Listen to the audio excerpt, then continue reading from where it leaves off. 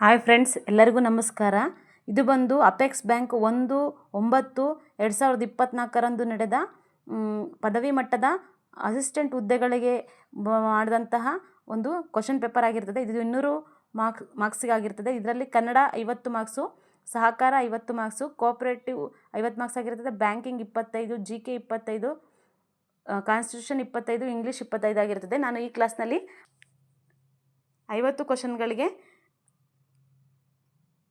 ಆನ್ಸರನ್ನು ಹೇಳ್ಕೊಂಡು ಹೋಗ್ತೀನಿ. ಮೊದಲನೇ ಕ್ವಶನ್ನು, ಜ್ಞಾನಪೀಠ ಪ್ರಶಸ್ತಿ ಪಡೆದ ಮೊದಲದ ಕನ್ನಡದ ಕವಿ ಯಾರು?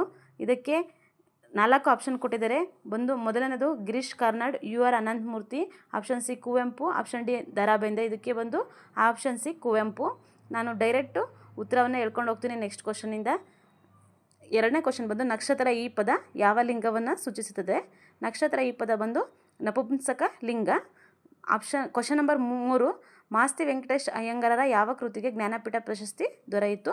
ಇದಕ್ಕೆ ಬಂದು option C Chikkaveera Rajendra. Question number 4, Kannada ವರ್ಣಮಾಲೆಯಲ್ಲಿ ಎಷ್ಟು ಅಕ್ಷರಗಳಿವೆ? ಇದಕ್ಕೆ ಬಂದು ಕ್ವಶನ್ ನಂಬರ್ 4ಕ್ಕೆ ಆಪ್ಷನ್ ಸಿ 49. ಕ್ವಶನ್ ನಂಬರ್ 5, ಬಹಳ ಸುಂದರವಾದುದೆನ್ನಲಾದ ಕನ್ನಡ ಲಿಪಿಯ ಮೂಲ ಲಿಪಿ ಯಾವುದು? ಇದಕ್ಕೆ ಬಂದು ಕ್ವಶನ್ ನಂಬರ್ 5ಕ್ಕೆ answer option A Brahmi. Brahmi ಬಂದು ಸರಿಯಾದ ಉತ್ತರವಾಗಿರುತ್ತದೆ.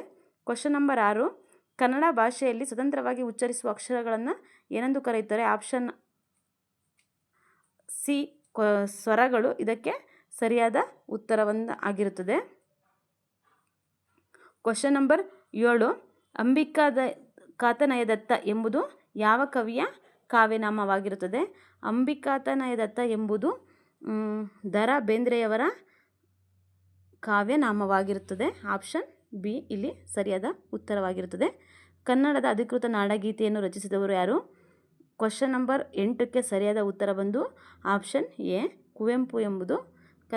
ಕುವೆಂಪು ಅವರು ಅಧಿಕೃತ ನಾಡಗೀತೆಯನ್ನು ಜಯ ಭಾರತ ಜನನಿಯ ತನುಜಾತೆಯನ್ನು ಬರೆಯುತ್ತಾರೆ. ಕ್ವಶನ್ ನಂಬರ್ 8ಕ್ಕೆ ಸರಿಯಾದ ಉತ್ತರ ಬಂದು ಎ. ಕ್ವಶನ್ ನಂಬರ್ 9, ಬರವಣಿಗೆಯಲ್ಲಿ ಇನ್ನೊಬ್ಬರ ಹೇಳಿಕೆಯನ್ನು ಯಥಾವತ್ತಾಗಿ ಬಳಸುವ ಲೇಖನ ಚಿಹ್ನೆಗೆ ಸರಿಯಾದ ಉತ್ತರ ಬಂದು ಆಪ್ಷನ್ ಎ ಉದ್ಧರಣ ಆಗಿರುತ್ತದೆ. ಆಪ್ಷನ್ ಎ ಉದ್ಧರಣ. ಅವರು ಚೆನ್ನಾಗಿ ಬರೆದರೆ ಉತ್ತಮ ಅಂಕಗಳನ್ನು ಪಡೆಯುತ್ತಾರೆ. ಈ ವಾಕ್ಯದಲ್ಲಿರುವ ಸರ್ವನಾಮ ಪದ. ಕ್ವಶನ್ ನಂಬರ್ 10ಕ್ಕೆ ಸರಿಯಾದ ಉತ್ತರ ಬಂದು ಅವರು. ಆಪ್ಷನ್ ಬಿ ಸರಿಯಾದ ಉತ್ತರ ಆಗಿರುತ್ತದೆ. Option B. ಕ್ವಶನ್ ನಂಬರ್ 11ರಿಂದ 14, ಮೊದಲ ಗುಂಪಿನ ಪದಕ್ಕೆ ಹೋಲುವಂತೆ ಎರಡನೇ ಗುಂಪಿಗೆ ಸೂಕ್ತ ಪದವನ್ನು ಗುರುತಿಸಿ ಅಂತ ಇದೆ. ಕ್ವಶನ್ ನಂಬರ್ 11, ಬ್ಯಾಂಕ್ ಗ್ರಾಹಕ ಆದರೆ ದವಾಖಾನೆಗೆ.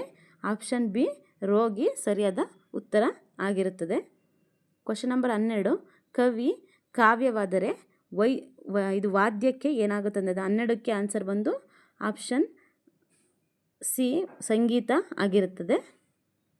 Option C. ಕ್ವಶನ್ ನಂಬರ್ 13, ರಾಷ್ಟ್ರಗೆ ಪ್ರಧಾನಮಂತ್ರಿ, ರಾಜ್ಯಗೆ ಆಪ್ಷನ್ ಸಿ ಮುಖ್ಯಮಂತ್ರಿ ಆಗಿರುತ್ತದೆ. ಆಪ್ಷನ್ ಸಿ ಆಗಿರುತ್ತೆ ಇಲ್ಲಿ ಫ್ರೆಂಡ್ಸ್.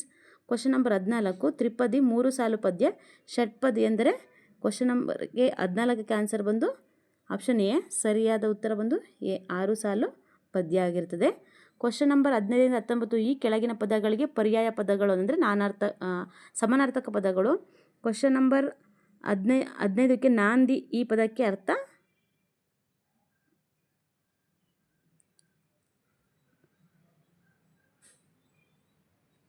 ಆಪ್ಷನ್ ಬಿ ಪ್ರಾರಂಭ.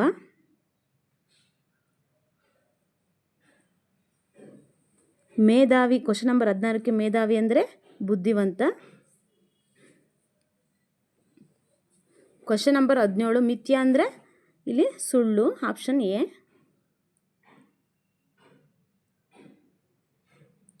ಕ್ವಶನ್ ನಂಬರ್ 18, ಅಂಜಿಕೆ ಎಂದರೆ? ಅದಕ್ಕೆ ಸರಿಯಾದ ಉತ್ತರ ಬಂದು ಆಪ್ಷನ್ ಡಿ ಹೆದರಿಕೆ. ಕ್ವಶನ್ ನಂಬರ್ 19ಕ್ಕೆ ಆದೇಶ ಪದಕ್ಕೆ ಸರಿಯಾದ ಒಂದು ಉತ್ತರ ಬಂದು ಆಜ್ಞೆ. Option D. 20ರಿಂದ 24 ಕೆಳಗಿನ ಪದಗಳಿಗೆ ವಿರುದ್ಧ ಪದಗಳನ್ನು ಬರಿಬೇಕಾಗುತ್ತೆ. 25ಕ್ಕೆ ಸರಿಯಾದ ಉತ್ತರ ಕೃತಕ ಪದಕ್ಕೆ ಸರಿಯಾದ ಉತ್ತರ ಬಂದು ಕೃತಕ ಸಹಜ. ದುರ್ಬಲ. ಕ್ವಶನ್ ನಂಬರ್ 21ಕ್ಕೆ ಸರಿಯಾದ ಉತ್ತರ ಬಂದು ಸಬಲ. ಆಸಕ್ತಿ ಪದದ ವಿರುದ್ಧಾರ್ಥಕ ಪದ ಬಂದು ಆಪ್ಷನ್ ಬಿ ನಿರಾಸಕ್ತಿ. ಕ್ವಶನ್ ನಂಬರ್ 23, ಸರಳ ಪದಕ್ಕೆ ವಿರುದ್ಧಾರ್ಥಕ ಪದ ಬಂದು ಕಠಿಣ, ಆಪ್ಷನ್ ಡಿ. ಕ್ವಶನ್ ನಂಬರ್ 24, ಸಾರ್ವತ್ರಿಕ ಪದದ ವಿರುದ್ಧಾರ್ಥಕ ಪದ ಬಂದು ವೈಯಕ್ತಿಕ, ಆಪ್ಷನ್ ಬಿ.